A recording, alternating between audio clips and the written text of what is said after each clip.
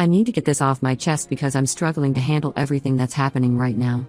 I broke up with my fiancé officially a few days ago, but we had actually been done for about a month before that. We tried getting back together briefly, but it just made things worse. I, 27F, met Drake, 27M, in college 5 years ago during our senior year.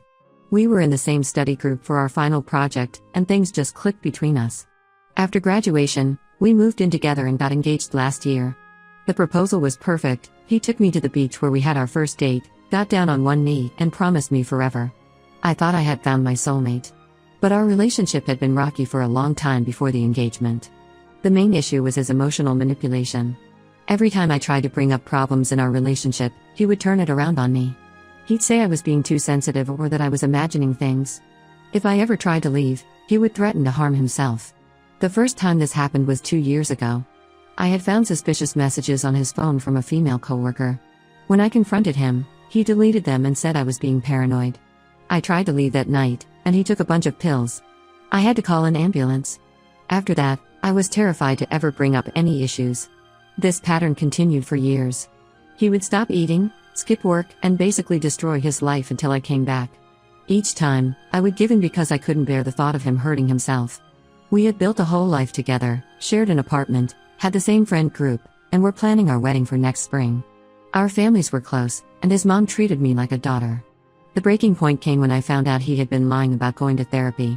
6 months ago, after another one of his episodes, I gave him an ultimatum: either he get professional help or I'm done. He agreed readily, and I thought finally things would change. I helped him find a therapist, set up the appointments, and even drove him there every week because his car was in the shop. Last month, I stopped by the therapist's office to reschedule his appointment because we had a wedding to attend. The receptionist had no idea who I was talking about. They had no record of Drake ever being a patient there. When I called other therapy offices in our area, it was the same story. He had been sitting in parking lots during those times, pretending to attend therapy. When I confronted him, he broke down crying. He admitted he hadn't gone to a single session. He said he was afraid the therapist would tell him there was something wrong with him, that he was too scared to talk to a stranger about his problems. He promised he would really go this time, but I was done. All the trust was gone. I packed my things when he was at work and moved in with my best friend Sarah temporarily. That night, he showed up at her place, crying and causing a scene. He kept saying he would die without me. Sarah had to threaten to call the police before he would leave. He got his mother involved, who kept calling and texting me about how devastated he was. She said he wasn't eating or sleeping, that he might lose his job because he couldn't focus at work. About 3 weeks into our separation, he seemed to be doing better. He texted me saying he had actually gone to a therapy session, with proof this time, and was working on himself. Like an idiot, I agreed to try again. We lasted 2 days before I caught him checking my phone while I was in the shower. He said he needed to make sure I hadn't been talking to other guys while we were apart. That's when I ended things for good. Here's where everything gets complicated. During our month apart, I started talking to Matt at my gym. He teaches the morning kickboxing class I attend. It started with just casual conversation after class, but we really connected. He had gone through a bad breakup himself 6 months ago, so we bonded over that. We began texting regularly, and I found myself looking forward to our conversations more and more. Matt knew about my situation with Drake and was very understanding. He didn't pressure me for anything more than friendship, but there was definitely attraction on both sides. We started getting coffee after gym sessions and could talk for hours. He made me feel heard and respected in a way I hadn't experienced in years. But Drake found out about Matt through our mutual friends. He completely lost it. He showed up at my workplace during lunch hour, screaming about how I was cheating on him. My coworkers had to escort him out. Then he started sending me hundreds of messages, alternating between threatening to hurt himself and accusing me of having an affair with Matt while we were still together. I showed Matt the messages, and he offered to back off if it would make things easier for me. But honestly, being around him is the only thing keeping me sane right now. Drake has been telling everyone that I moved on too quickly, that I must have been emotionally cheating during our relationship. Some of our mutual friends are starting to believe him. Drake keeps saying we're just on a break and that he'll wait for me forever. He's messaging my family members, telling them I'm having a mental breakdown and need intervention. My mom actually started believing him until I showed her some of his manipulative messages. He even contacted my younger sister on Instagram, telling her to convince me to come back home. I know it might seem fast to be talking to someone new, but I checked out of my relationship with Drake months ago. I only stayed because I was afraid of what he might do to himself. Matt understands this and says he'll wait until I'm ready, but I feel guilty for even considering starting something new while Drake is spiraling. I need advice. Should I completely cut contact with Drake? What about our mutual friends who think I'm the villain in this situation? And am I wrong for wanting to explore things with Matt? The guilt is eating me alive, but I also know I deserve to be happy. Update 1: I never thought things could get worse, but they did. A lot has happened in the past 2 weeks, and I need to get it all out. Drake actually attempted suicide 3 days after my last post. He took a bunch of pills with alcohol and ended up in the hospital. His sister called me at 2 a.m. to tell me he was in the ICU. The doctors had to pump his stomach, and they weren't sure if he would make it through the night. His family completely blamed me. His mom was hysterical at the hospital, screaming at me about how I had destroyed her son. His sister Amy showed up at my workplace the next day, causing such a scene that my manager had to call security. She was yelling about how I had abandoned Drake when he needed me most, how I was heartless for moving on with some gym instructor while her brother was fighting for his life. The whole incident forced me to take a step back from everything. I felt so guilty that I told Matt we needed to pause whatever was developing between us. He was understanding, but I could tell he was disappointed. He said he would give me space but reminded me that Drake's actions weren't my fault. Still, I couldn't handle the thought of pursuing anything romantic while Drake was in the hospital because of me. I visited Drake in the hospital once he was stable. His family didn't want me there, but the doctor said he was asking for me. He looked terrible, pale, with dark circles under his eyes.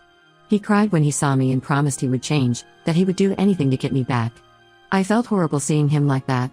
But then something completely unexpected happened. 2 days after Drake was admitted to the hospital, I got a message from Lisa, one of his coworkers. She said she had something important to tell me and asked if we could meet. I agreed to meet her at a coffee shop near the hospital. What Lisa told me turned my world upside down. Drake had been seeing Amanda, another woman from their office, for the past 3 months while we were still together. Apparently, everyone at his workplace knew about it. Lisa showed me screenshots of conversations between Drake and Amanda that another coworker had sent her. In these messages, Drake told Amanda that our relationship was already over and he was just trying to find the right time to tell me. There were pictures of them together at office parties, messages about their romantic dates, and even discussions about their future together. All of this was happening while he was simultaneously begging me not to leave him and threatening to hurt himself if I did. The timestamps on some messages showed he was texting her loving messages on the same days he was having breakdowns over our relationship. When I confronted Drake about this at the hospital, he tried to deny it at first. Then he claimed Amanda was just offering emotional support because I had been distant. Finally, when I showed him the screenshots Lisa had given me, he broke down and admitted everything. He said he was scared of losing me and that Amanda meant nothing to him. He tried to blame it on his depression and fear of abandonment. His family's attitude completely changed after this revelation. His sister Amy came to my workplace again, this time to apologize. She admitted that Drake had a history of manipulative behavior that the family had enabled. Even our mutual friends who had sided with him started reaching out to apologize. Many of them admitted they had suspected something was going on with Amanda but didn't want to get involved. I was devastated but also relieved in a way. All those times he accused me of cheating with Matt, he was projecting his own guilt. His suicide attempt felt less like genuine despair and more like another manipulation tactic. I realized that not only had he been emotionally blackmailing me with threats of self-harm, but he had also been gaslighting me about his own infidelity. I reached out to Matt and explained everything that had happened.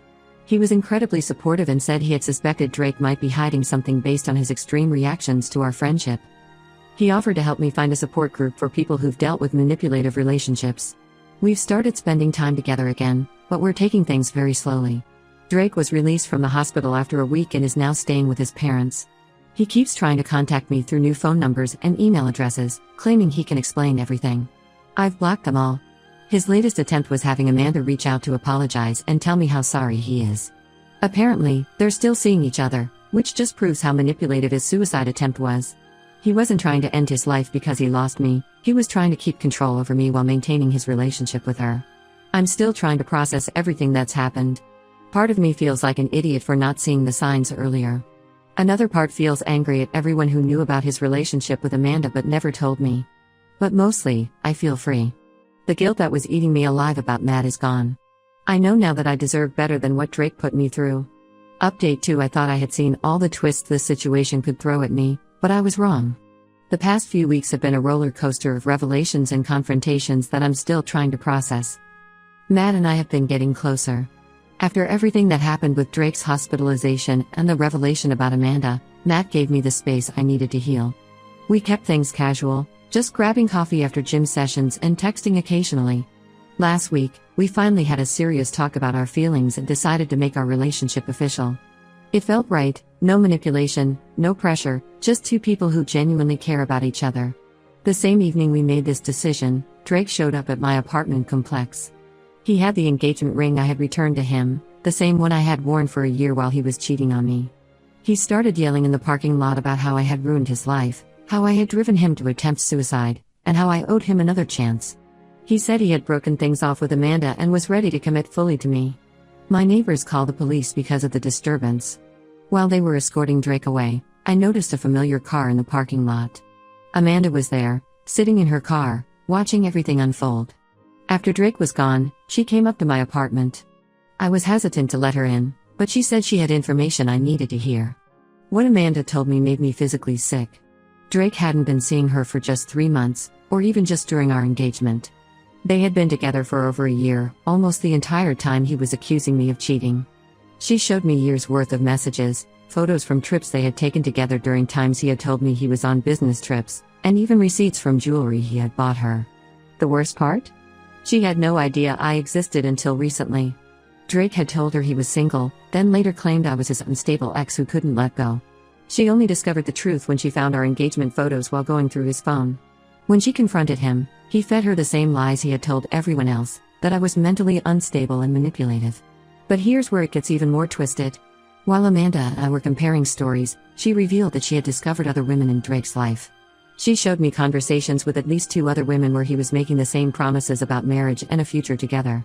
He had been leading multiple lives, carefully keeping everyone separate and using the same manipulation tactics on all of us. One of these women actually reached out to me on Facebook. She had been dating Drake for 8 months, thinking he was divorced. He had told her that his ex-wife, me, was harassing him and that's why he had to keep their relationship secret.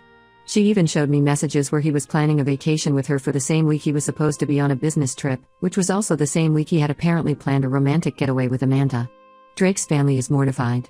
His sister called me crying, saying she had no idea her brother was capable of such elaborate deception. Even his mother, who had blamed me for everything, finally sees him for who he really is. They're pushing him to get real professional help this time. The most surreal part of all this is how Drake is reacting. Instead of showing remorse, he's trying to justify everything.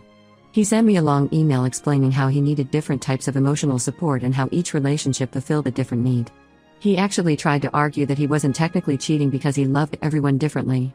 Matt has been incredibly supportive through all of this. When I showed him Drake's email, he helped me set up additional security measures on my social media and devices. We've also started attending a support group together for people who have dealt with pathological liars in relationships. I'm still processing everything, but for the first time, I feel like I can see the situation clearly. Drake didn't just cheat, he created an entire web of lies and manipulation that affected multiple people. His suicide attempt wasn't about losing me, it was about losing control of the narrative he had carefully constructed. I'm currently working with Amanda and the other women to document everything in case we need legal action in the future. Drake's behavior has become increasingly erratic since all of this came to light, and we want to be prepared. Update 3: It's been 3 months since everything came to light, and my life has completely transformed. I wanted to give one final update because so many people have reached out asking how things turned out. After discovering the full extent of Drake's deception, I filed for a restraining order. The evidence Amanda and the other women helped me gather made the process surprisingly straightforward.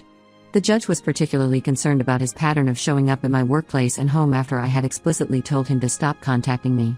Matt and I are still together, and things are going really well. He's been incredibly patient with all my trust issues and never makes me feel guilty about my past. We've been taking things slowly, but last week we decided to move in together. Some people might think it's too fast, but after experiencing such a toxic relationship, I finally understand what a healthy one feels like. Amanda and I have actually become close friends. We meet weekly for coffee and help each other process everything that happened. She started dating someone new who knows our whole history and is very understanding. The other women Drake was involved with have also moved on with their lives, though we keep in touch to support each other. Most of our mutual friends have apologized for believing Drake's lies. Some friendships couldn't be salvaged, particularly those who knew about his affairs but never told me. I've learned who my true friends are through all this.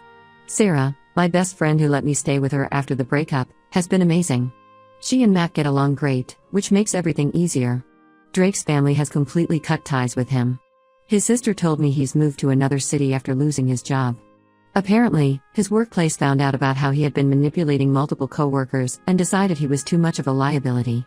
His mother occasionally texts me to apologize again for how she treated me during his hospital stay. The last I heard, Drake is supposedly getting real therapy this time and has joined some kind of program for compulsive liars. I don't know if that's true, and honestly, I don't care anymore. I've finally stopped feeling guilty about his suicide attempt and other threats of self-harm. The support group Matt and I attend has helped me understand that I was never responsible for Drake's actions. Matt and I have started planning our future together. We're looking at apartments and talking about getting a dog. It feels surreal to be in a relationship where I don't have to constantly check my partner's phone or worry about being manipulated. Matt encourages me to maintain my friendships and hobbies, something Drake always tried to prevent. The restraining order is still in place, and Drake hasn't tried to contact me in over a month. Sometimes I still get anxiety when I see a car that looks like his or when I get a call from an unknown number, but these moments are becoming less frequent. The support group has taught me techniques to handle these triggers. I'm just grateful I got out when I did. Looking back, I can see all the red flags I missed or ignored. But I'm not beating myself up about it anymore. Instead, I'm focusing on building a new life with someone who respects and values me. Sometimes the worst experiences lead you to exactly where you need to be. To everyone who supported me through this journey, thank you. Your comments and messages helped me stay strong when I was doubting myself. And to anyone going through something similar, it does get better. You just have to be brave enough to walk away.